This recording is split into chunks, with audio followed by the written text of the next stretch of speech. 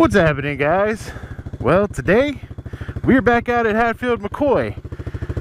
Devil's Backbone Adventure Resort is literally right there. So last time we were here, you guys saw Devil Anse to Rock House, which was Devil Anse to the Hatfield Cemetery. This time we're gonna do Devil Anse to Buffalo Mountain. Devil Anse is a connector trail in between the Buffalo Mountain trail system and the Rock House trail system. It's got several trails on it, like spur trails, but it's mainly just a connector. And today we're going to be riding the brand new 2022 Yamaha Grizzly XTR. Alright. Woo! It is hot.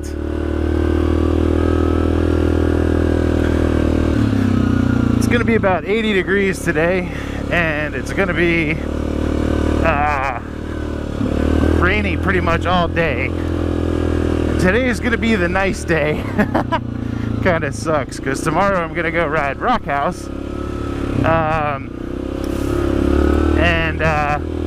Tomorrow it's supposed to rain like all day.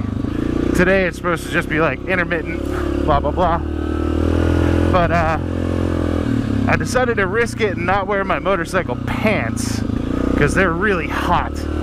But I am wearing the jacket, so at least my upper body will stay dry. I don't know what the idea was there, but at least I should stay a little bit cooler in jeans.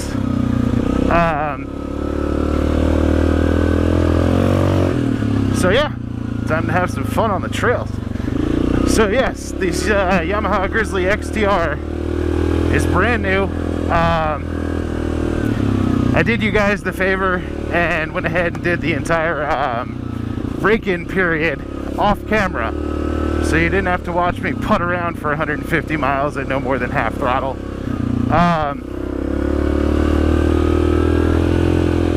Now I'm sure a lot of you are going to wonder, in my last Hatfield videos I had the 2009 Suzuki LTZ400, and I loved that quad. It was quick, it was fun, it was basically a DRZ on four wheels reliability wise.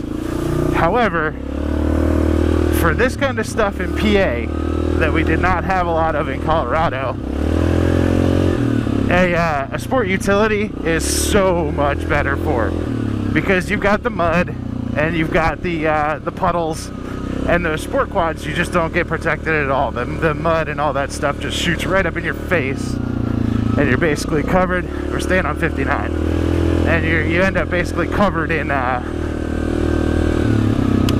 mud right out of the gate. It just makes your day awful. So yeah, decided, went and did a whole ton of research, and I didn't, the 1000s, the 1000 series quads are like almost as much as a side-by-side. And of course we all know I'm never getting a side-by-side. Ugh. But the next obvious step up from like the 500 cc's, and Miss Stacy had a 400 King Quad 400 FSI, and it was a good little quad. For me it was like way too slow. For her it was a little bit better because she's smaller and lighter, but I wanted something with some oomph. I wanted to be able to ride just as spirited as I did on the LTZ, but on a bigger quad with fenders. So after all that research, which was 59, the 66 is 59. So after all that research, the clear winner, there isn't even another choice. The clear winner was the Grizzly XTR. The power steering is just phenomenal. It's got about 300 miles on it, so I guess you could even call this a experienced first impressions. This isn't a first ride for me. I've ridden it several times up at the National Forest in PA. The power steering is phenomenal. The power is phenomenal. You know, and it's so comfortable. That LTZ was great to ride for like an hour and a half. And then, you know, I'm 6'3", 300 pounds. And it very quickly became super cramped, not comfortable to sit on at all. I could barely move my leg to shift. After, you know, several dozen shifts, it would just get harder and harder and harder. So it was time for that thing to go, and I actually sold it right at the pinnacle of the market. I kind of sold it for almost twice as much as I bought it for. Alright, so we're 59 straight. So this is 66. If we would have taken that 66 short loop, it would have come down here. But we're on a mission to get to Buffalo Mountain. We're actually exploring Buffalo Mountain trails today. So we're just using the connector to get there.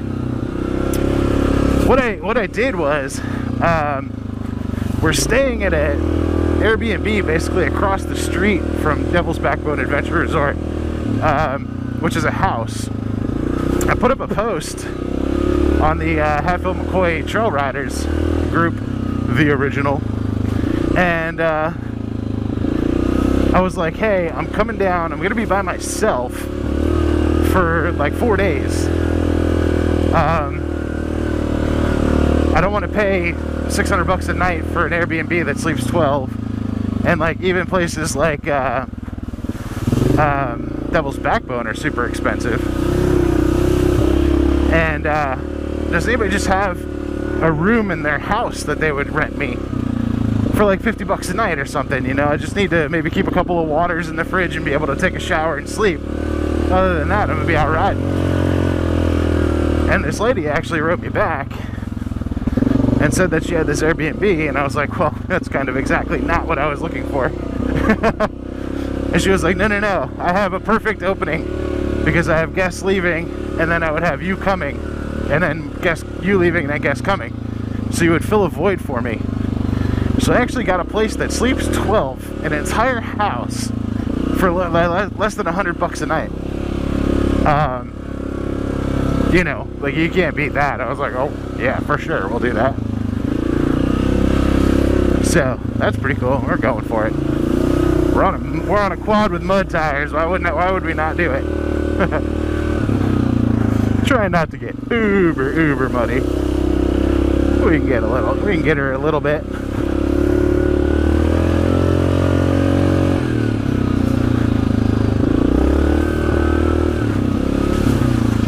Had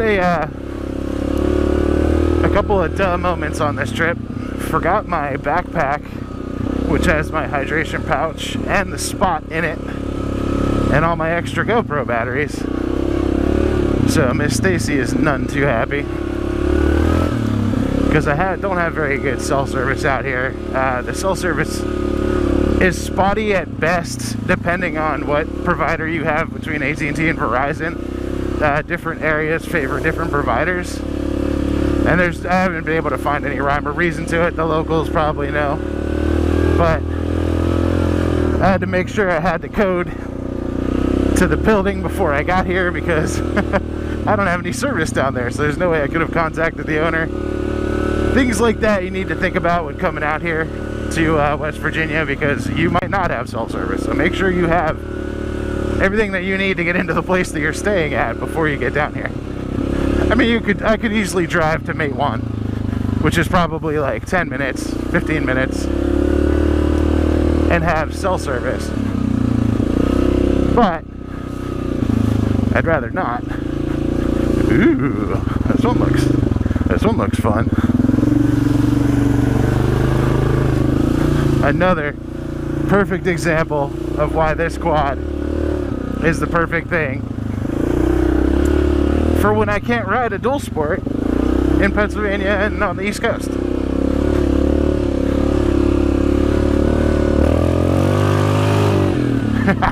And it's fast too if you want it to be. Don't get me wrong, just because I'm taking it easy and not slinging mud everywhere doesn't mean this thing doesn't have some get up. I would say it's 90% as fast as the LTZ400. mind you, that's a sport quad. That quad is designed to be fast. This is much heavier, running much bigger tires, although it is 700 cc's.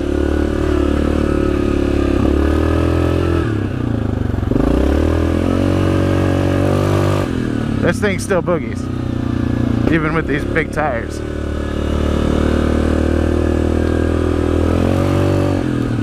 I kind of compare this to the feeling that I got having Xena, my DRZ400, and then getting Gabby, the Africa Twin.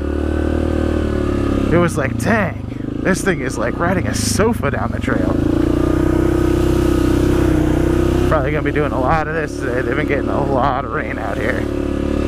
We gotta watch for down trees and stuff too.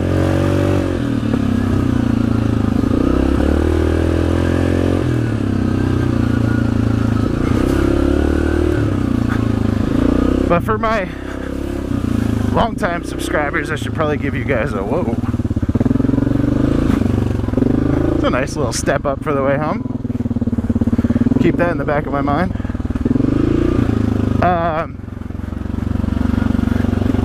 For my longtime subscribers, I should probably give you an update. This summer, the reason I haven't been posting many videos is because we've been doing a ton of work on the house. We put in 500 feet of drain. Ooh, she's slimy. No entry. Put in 500 feet of drain around the property. We did a French drain along one side of the house. Finally got the basement finished. Almost. It needs trim still, but it's almost there. Oh yeah, baby. Yeah!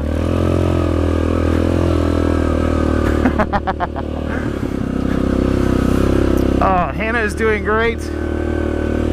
Miss Stacy's doing great. Hannah is today meeting her teacher for what is it, orientation for first day of preschool. So she's there for like whatever, half an hour, 45 minutes to just meet them and learn the classroom and that sort of stuff before they go in for their first day. Oh yeah, that's that slimy stuff. Oh, and look, I have no worries about getting freaking stuck. If I stop in two-wheel drive, I can put it in 4. If I even get stuck in 4, I can put it in diff lock, and it'll just go. And if I get stuck in diff lock, it's got a freaking Warren winch on the front. I just freaking pull out the Warren winch, tie it to a tree, and just pull this sucker out. It's freaking... This is exactly what was needed. Exactly what was needed.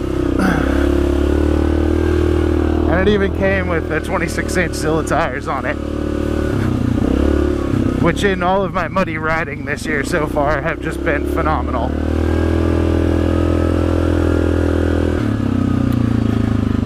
So yeah, extremely expensive and time-consuming work on the house. Luckily, Stace's dad is a heavy equipment operator, and he has connections to laborers and stuff, so while still very expensive, was not nearly as expensive as... Oh, I saw those through the trees and was like, oh, somebody coming.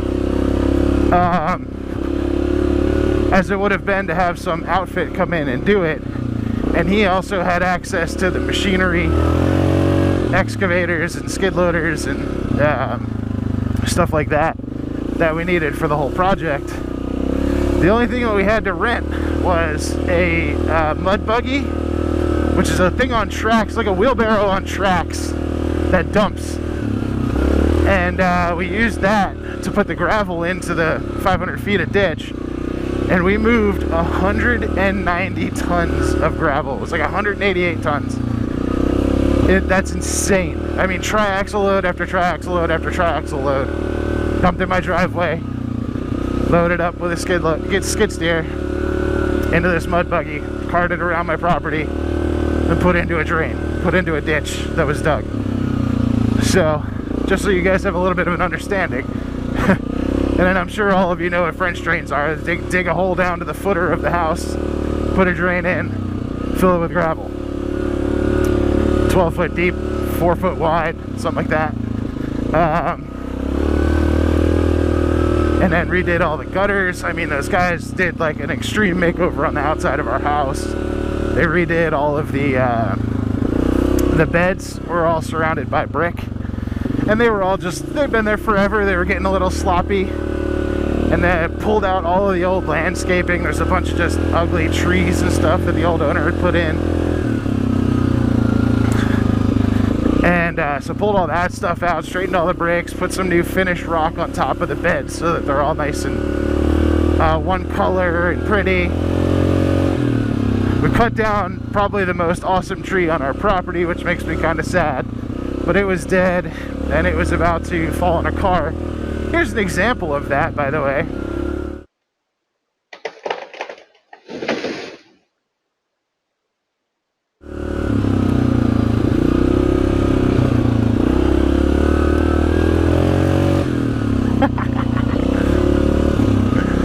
Oh, man.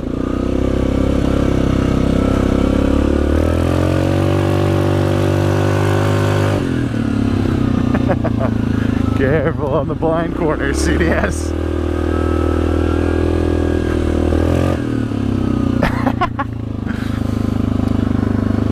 So one of the first things that I did to this quad is got a fuel programmer and got a 2R racing tip for the exhaust.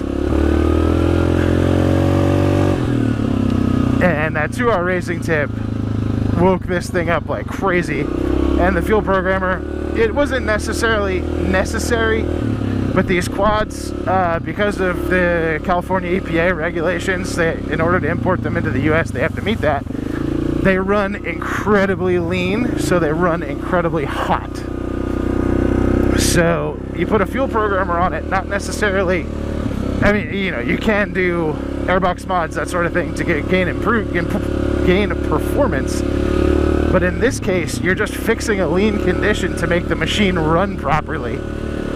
So it doesn't get nearly as hot as it does right out of the box with the default mapping, default fuel mapping. So, oh yeah, this thing's freaking beautiful. I'm going slow so I can talk to you guys and make coherent sense. Woo, here's another fun one. Look at this.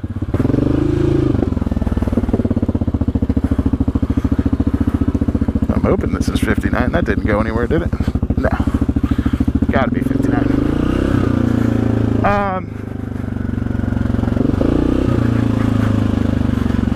So yeah, fix that lean condition. Machine runs cooler, runs better.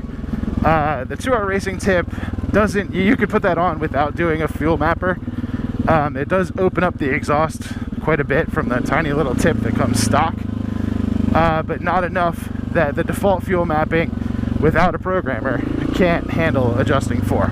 So some good information there for anybody if they're looking to get a Grizzly. You do not have to do a programmer if you don't want to.